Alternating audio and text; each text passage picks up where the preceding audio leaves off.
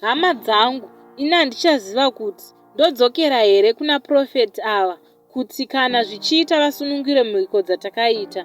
Zvakaitika ndezvekudai, tete vangu vandaigara navo vakatanga kurwara, asi takabva taenda kuhospital. Vakabva vataura zvirwere zvakawanda. Uku bamukuru vanga vatoenda negirlfriend. Saka ndakazoendawo kuna this muprofita muno muJozi, akatibhadharisa 1000 rands kuti abvise zvinhu zvairwarisa tete. Ndakaita sekudaro.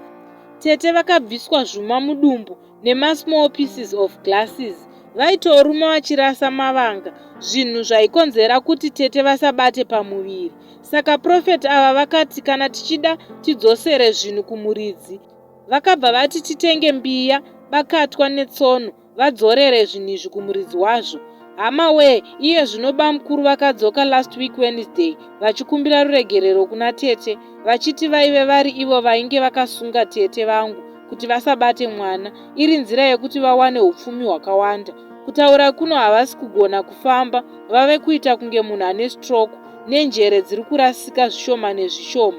Ndinongoti hangu, izvi zvakashata here zvatakaita kuti zvinhu zvidzokere kumuridzi wazvo, kana kuti tinofanira kuvaregerera bamukuru vangu ava.